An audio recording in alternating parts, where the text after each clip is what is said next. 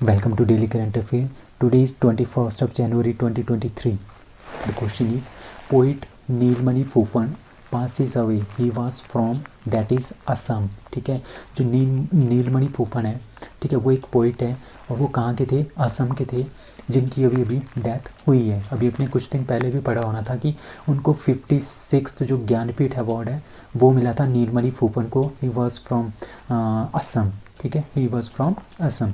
So answer is C. So Nilmani Phookan was born on 10th of September 1933 at Dergaon Assam में, ठीक है, और 1964 में वो लेक्चरर की तरह काम किया था उन्होंने आर्य विद्यापीठ कॉलेज गुवाहाटी में, ठीक है। और उनको साहित्य अकेडमी अवार्ड 1981 में मिला था। जो इनकी पोइट्री कलेक्शन है, इनका नाम है कविता, आपने ये याद रखना है, ये काफ़ी इंपॉर्टेंट है, ठीक है। अभी उनको लेटेस्ट मिला है 56th ज्ञानपीठ अवार्ड मिला था 2020 में। द गवर्नमेंट ऑफ इंडिया ने उनको पद्म श्री अवार्ड भी दिया है 1990 में। अब कुछ इम्पॉर्टेंट अवार्ड्स हैं जो कि इंडिया या इंडिया से बाहर के कुछ लोगों को मिले हैं। लाइक नितिन गडकरी को मिला है 18th late Madhavrao Limaye award, ठीक है, ये वेरी वेरी इंपॉर्टेंट है। कौन सी कैटेगरी में, कैटेगरी ऑफ कार्यक्रम खासदार, ठीक है। एफिशिएंट पार्लियामेंट मेंबर, मतलब कि सबसे बढ़िया जो पार्लियामेंट के मेंबर हैं उनको ये दिया जाता है। इसका नाम है late Madhavrao Limaye award 18th that is given to Nitin Gadkari 2020-21 के लिए। कोल इंडिया लिमिटेड को most efficient and most trusted public sector company के अवार्ड से नवाजा गया था। Energy meet and excellence award, ठीक है। देवेंद्र झांझड़िया, वेरी वेरी इंपॉर्टेंट, ये फर्स्ट पैरा एथलीट है जिन्होंने पद्म भूषण अवार्ड जो है वो रिसीव किया है, ठीक है। ये काफ़ी इंपॉर्टेंट क्वेश्चन है ये तीनों। अमेरिकन मैथमेटिशियन जिनका नाम है डेनिस पी सुलिवान, उनको एबेल प्राइज़ मिला है। एबेल प्राइज़ मैथमेटिक्स में दिया जाता है, 2022 में इनको ये मिला है। It is very important also. उसके बाद फ्रांसिस कैरे, वेरी वेरी इंपॉर्टेंट, ये पहले अफ्रीकन है जिन्होंने प्रिट्जर अवार्ड जिनको मिला है 2022 का। ये जो अवार्ड होता है ये होता है आर्किटेक्चर से रिलेटेड। अब पोलैंड की जो कैरोलिना ब्लेवस्का है वो मिस वर्ल्ड 2022 में बनी थी। अभी प्रोफेसर जो दीपक धर है, ठीक है, उनको बोल्ट्जमैन मेडल मिला है 2022 का, ठीक है। ये फिज़िक्स में, इन्होंने फिज़िक्स में काफ़ी अच्छा योगदान दिया था जिसकी वजह से इनको ये अवार्ड मिला है। अब Charudatta Mishra, vitally gold award इनको मिला है। उसके बाद असमीज़ पोइट नीलमणि फूफन, ठीक है, जिनकी अभी डेथ हुई है, ये 56 ज्ञानपीठ अवार्ड इनको मिला है। अब 56 इनको मिला है, ये 57th है। 57th किसको मिला है, दामोदर मौजा को। अब प्रोफेसर रामदरत मिश्रा, जिनको सरस्वती सम्मान मिला है 2021 के लिए, ठीक है, मैं तो यहाँ हूँ, इसके लिए ये मिला है रामदरत मिश्रा को। Doctor Bhushan Kumar, he is from Chandigarh and सहयोग कुष्ठ यज्ञ ट्रस्ट, ठीक है, इनको मिला है international Gandhi award for leprosy bye honourable vice president of India, ठीक है। तो लेप्रोसी मतलब कि कुष्ठ रोग को ख़त्म करने के लिए इनके काम के लिए ये दिया गया है। Mister Ajay Piramal, chairman of Piramal group, इनको मिला है ब्रिटिश ऑनरी अवार्ड। और डॉक्टर फ्रैंक विल्जैक को 2022 का टेम्पल्टन अवार्ड मिला है। ये काफ़ी इंपॉर्टेंट क्वेश्चन है, इससे बहुत सारे क्वेश्चन जो है वो एग्जामिनेशन में पूछे भी गए हैं। अब भारत प्रवाह initiative launched by that is ministry of shipping and waterways and port, ठीक है, जो ये मिनिस्ट्री है इन्होंने क्या किया है, इन्होंने भारत प्रवाह इनिशिएटिव जो है वो लॉन्च किया है। क्यों लॉन्च किया है, ठीक है, ये जो भारत प्रवाह है इसका मतलब है ये जो इनिशिएटिव है ना ये रिलेटेड है शिपिंग, वाटरवेज और पोर्ट से रिलेटेड, ठीक है, जो बंदरगाह होता है उनसे रिलेटेड ये है, ठीक है। The objective of the initiative, क्या है इसका ऑब्जेक्टिव है, ठीक है, इसका ऑब्जेक्टिव ये है कि जितने भी हमारे पास रिवर्स हैं, पोर्ट्स हैं, शिपिंग है, ठीक है, उनको क्या करना है, जो कॉमन मैन है ना उनको, जो कॉमन मैन है उनको उन तक लाना है ताकि वहाँ की इकॉनमी भी बढ़े, उनका अपना कम्युनिकेशन भी बढ़े, ठीक है, उनके साथ उनका एक अच्छी तरह से बॉन्ड भी बन जाए, ठीक है। जितने भी चैलेंजेस हैं related to maritime sector, maritime मतलब कि जो समुद्र से रिलेटेड है, समुद्र के थ्रू हम बहुत सारा ट्रेड करते हैं, समुद्र के थ्रू हमारी बहुत सारी चीज़ें जाती हैं एक जगह से दूसरी जगह से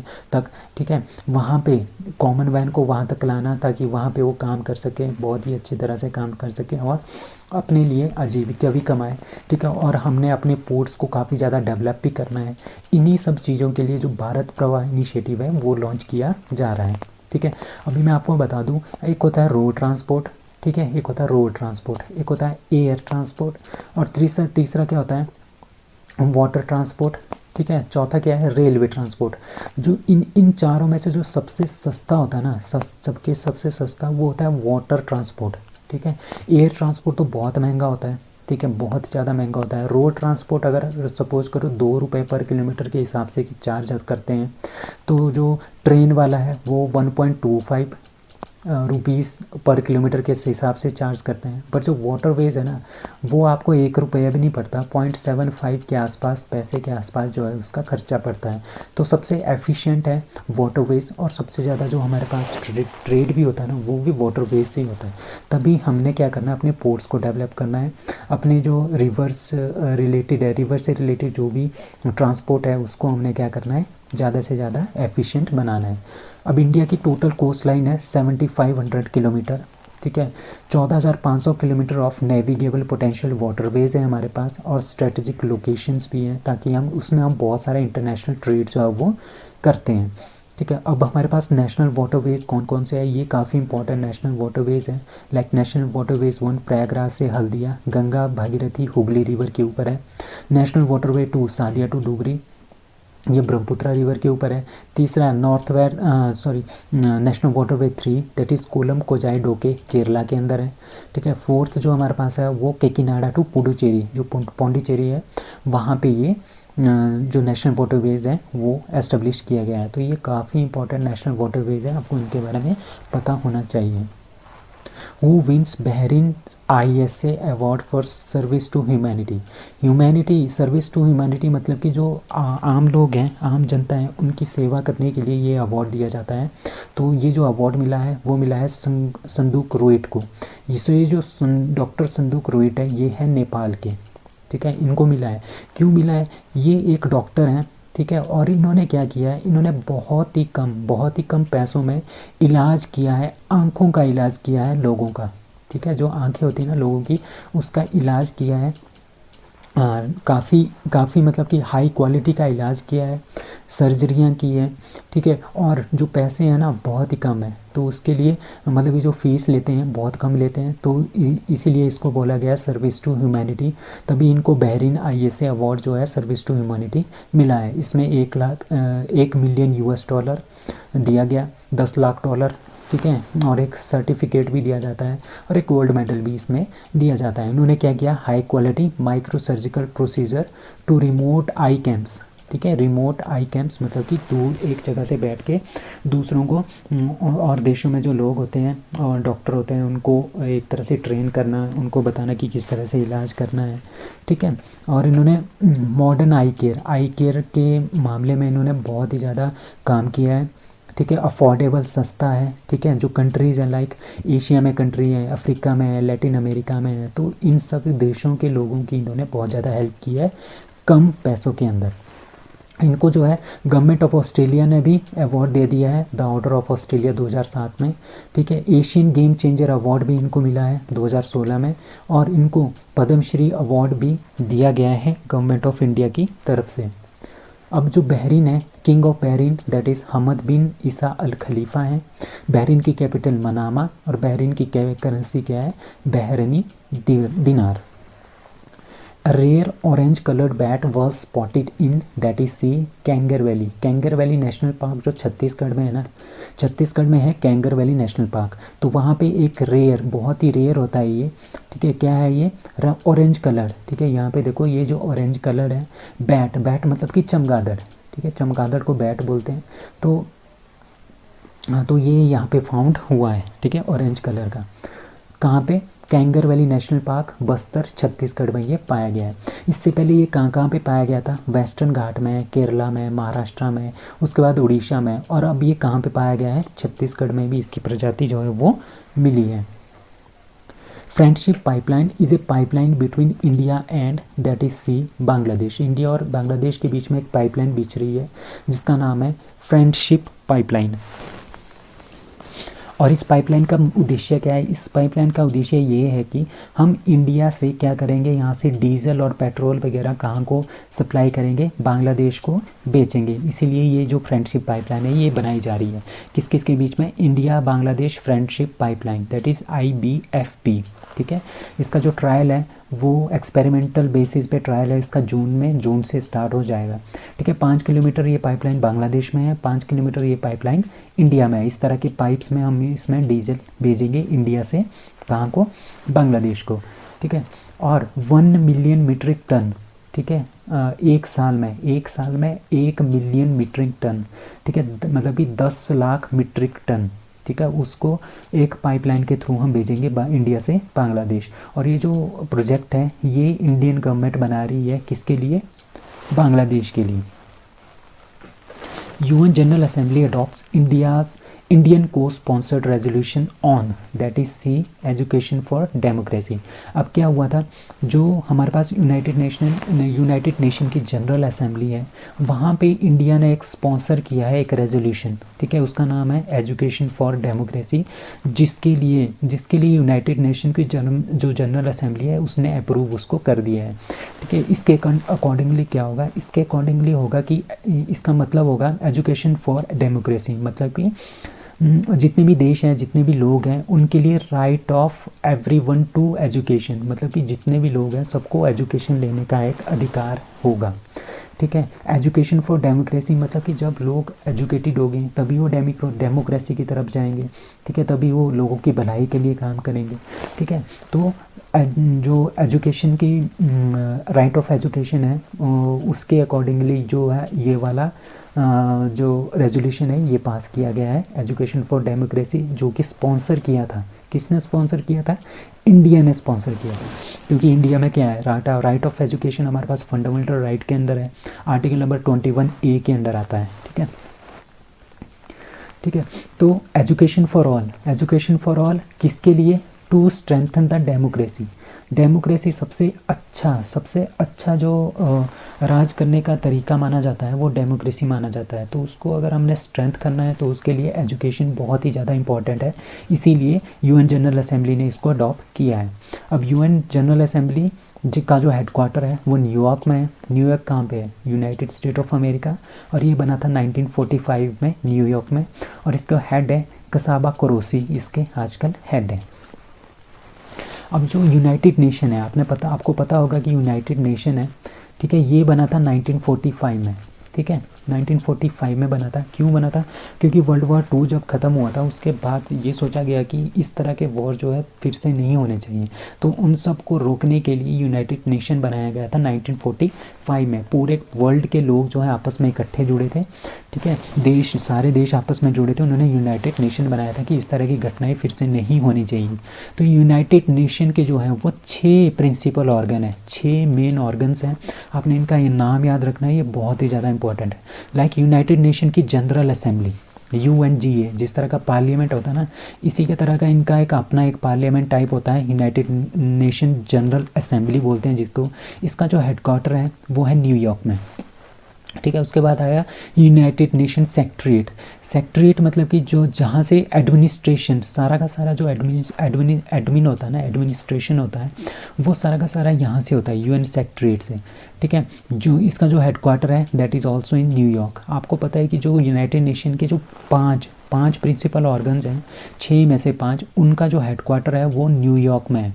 ठीक है, लाइक जैसे यूनाइटेड नेशन जनरल असेंबली है, यूनाइटेड नेशन सेक्रेटरीट है, यूनाइटेड नेशन का जो सिक्योरिटी काउंसिल है न्यूयॉर्क में उसका हेडक्वार्टर है, यूनाइटेड नेशन का इकोनॉमिक एंड सोशल काउंसिल उसका भी हेडक्वार्टर न्यूयॉर्क में है, यूनाइटेड नेशन ट्रस्टीशिप काउंसिल इसका भी हेडक्वार्टर न्यूयॉर्क में है। बस एक ही ऐसा प्रिंसिपल ऑर्गन है जिसका हेडक्वार्टर यूनाइटेड नेशन का हेडक्वार्टर जो है वो न्यूयॉर्क में नहीं है, that is international court of justice. एक ही ऐसा प्रिंसिपल ऑर्गन है 6 में से जिसका जो हेडक्वार्टर है वो न्यूयॉर्क में नहीं है, वो है द हेग नीदरलैंड में। ठीक है, इंटरनेशनल कोर्ट ऑफ जस्टिस जो है वो है द हेग नीदरलैंड में, आपने ये ध्यान रखना है। Who became the world's oldest living person, अभी हमने क्या पढ़ा था कि 118 साल की जो लुसीले रेंडन है फ्रांस की, वो उनकी जो डेथ हो गई थी। ठीक है, उनकी डेथ हो गई थी। अब जो लिविंग पर्सन है सबसे हाईएस्ट उम्र का, ये जो 118 साल की थी ना, ये सबसे ज़्यादा उम्र दराज थी। ठीक है, अब कौन है जो जिंदा है, वो है ब्रानियान मोरेरा। ठीक है, ब्रानियान मोरेरा जो है वो वैसे तो यूनाइटेड स्टेट की है बट ये रहती है स्पेन में, तो ये स्पेनिश है। ठीक है, हम इसको स्पेनिश ही बोलेंगे। ये ग्रेट ग्रैंड मदर मतलब कि स्पेन की है और 115 साल की है, जीवित है। ठीक है, इनकी तो डेथ हो गई थी। ठीक है, किसकी? लुसिले डैंडन की। ठीक है, तो इनकी जगह पे कौन बन गई अब living oldest living person? That is Branyas Morera. ठीक है, वैसे तो यूनाइटेड स्टेट की है बट रहती कहाँ पे? स्पेन में रहती है। ठीक है, 1907 में इनका जन्म हुआ था यूनाइटेड स्टेट में। अब ये रहती है स्पेन में। ठीक है, Mrs Morera is 115 years and 321 days old. ठीक है, 19 जनवरी 2023 को। ठीक है, cyclone 1 is first ever joint exercise between India and that is C Egypt. ठीक है, इंडिया और इजिप्ट के बीच में क्या हो रहा है? इंडिया और इजिप्ट के बीच में साइक्लोन 1 ये इनकी पहली जॉइंट एक्सरसाइज है आर्मीज़ की। ठीक है, जो कि कहाँ पे हो रही है? जैसलमेर राजस्थान में वो हो रही है। जैसलमेर राजस्थान में इसको हम कंडक्ट कर रहे हैं। अब इजिप्ट के बारे में जानते हैं। Egypt is a country located in the north Africa में है ये कंट्री। ठीक है, और इजिप्ट किसके लिए फेमस है? जो ये गाज़ा के पिरामिड्स है ना, इसके लिए ये फेमस है क्योंकि ये बहुत ही पुराने हैं। मतलब कि ये कम से कम 5000 साल पुराने हैं, मतलब कि 2560 BC के हैं। इसके जो कैपिटल है वो कायरो है। प्रेसिडेंट इसके एबल फतह अल सीसी हैं और इसकी जो करेंसी है दैट इज़ इजिप्टियन पाउंड। अब हमारे पास लिस्ट है एक्सरसाइजेस की, जो कि हमारे पास इंडिया की किसी और कंट्रीज़ के साथ जितनी भी एक्सरसाइजेस हैं उनको हम बारी बारी से रिपीट करेंगे। लाइक एक्सरसाइजेस कौन कौन सी होती है? इंडिया और ऑस्ट्रेलिया के बीच में ऑस्ट्रा हिंद आर्मी की है एंड ऑसिस इंडेक्स नेवी की है। इंडिया और बांग्लादेश के बीच में Sampriti table top X and CORPAT and Bongo Sagar. ठीक है, इंडिया और चाइना के बीच में एक ही हुई थी हैंड इन हैंड। ठीक है, ये इतनी ज़्यादा इंपॉर्टेंट भी नहीं है। इंडिया और फ्रांस के बीच में आपने याद रखना है 3 होती है, शक्ति, गरुड़ा एंड वरुणा। इंडिया और इंडोनेशिया के बीच में Garuda Shakti and Indo CORPAT. India Japan के बीच में Dharma Guardian, Veer Guardian 23 and JIMEX. ये पहली बार हो रही है Veer Guardian 23, that is air force exercise. India और कजाकिस्तान के बीच में होती है परवल डस्टलिक एंड काजिंद।